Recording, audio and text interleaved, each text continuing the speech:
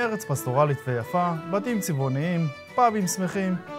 מה הקשר בין כל זה לבין הסכסוך שלנו כאן, במזרח התיכון? איך קרה שאירלנד היא המדינה האירופאית המובילה בתמיכה שלה בפלסטינים? אמילי הנד היא ילדה שהלכה לאיבוד ושבה הביתה. כן, כך אמר ראש ממשלת אירלנד מבלי להזכיר את העובדה שהיא נחטפה על ידי טרוריסטים של חמאס.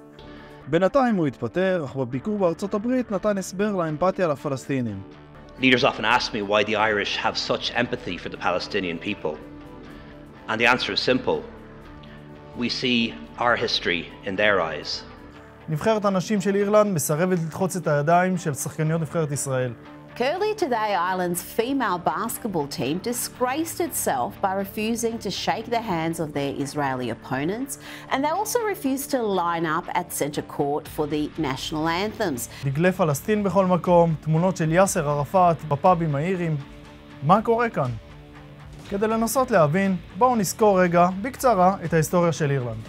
אירלנד היא בקצה אירופה עם היסטוריה של אלפי שנים. מלחמות פנימיות ומאבקי שליטה, מרכז רוחני נוצרי וקינגים מטרידים שבסוף נפגעים באוכלוסייה. אבל השינוי הגדול הגיע בסוף המאה ה-12, כשעוד סכסוך פנימי נגמר בצורה בלתי צפויה, ובהחלטה גורלית ששינתה את פני האי ל-800 השנים הבאות. המלך המודח דרמוט מקמורו החליט להיעזר במלך אנגליה כדי להחזיר לעצמו את השליטה על אירלנד.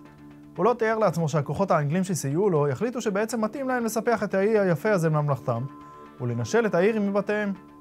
ברגע שהאנגלים הפכו להיות פרוטסטנטים, הם קבעו כל מיני חוקים שהפלו את הקתולים, ובכך הפכו את האירים לעם כבוש בארצו. לאחר מאבקים רבים ורעב גדול שדילל משמעותית את אוכלוסיית אירלנד, זכו האירים בעצמאות, אך נאלצו להסכים לתוכנית החלוקה שהיא השאירה את צפון אירלנד בידי הבריטים. היסטוריה של אלפי שנים, מאבק בשלטון הבריטי ואסון לאומי שגבה קורבנות רבים, מזכיר לכם משהו? אז כן, בתחילת המאה ה-20 הייתה תמיכה אירית רחבה בתנועה הציונית ובזכותם של היהודים להקים מדינה בארצם. האירים בעיקר חיבבו את מאבקם הבלתי מתפשר של היהודים בשלטון הבריטי האכזר והרגישו שותפות גורל בין העמים. אבל מה לעשות, לטוב ולרע, מדינת ישראל קמה, שגשגה והפכה להיות מעצמה אזורית, והאירים החלו לראות בישראל קולוניה כובשת, ובצד הפלסטיני כצד המדוכא, שיש להילחם על זכויותיו. ידידות החלה להירקם בין ארגוני הטרור הפלסטינים והאירים, כולל סיוע באימונים וכלי נשק.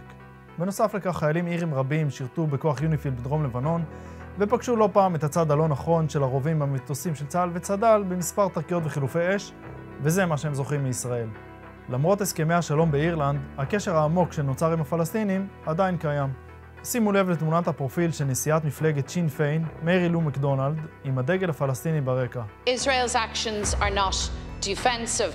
They are an offensive attack against a beleaguered, impoverished civilian population.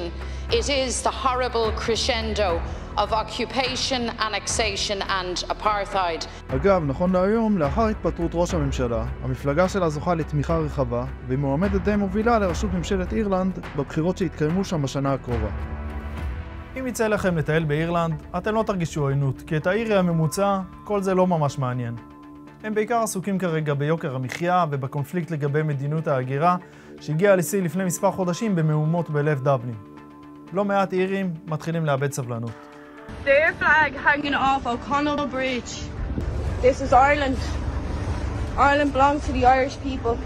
ראש הממשלה היוצא של אירלנד התבטא לאחרונה נגד חמאס, ואמר שאחרי ה-7 באוקטובר אין לחמאס מקום בשלטון על העם הפלסטיני.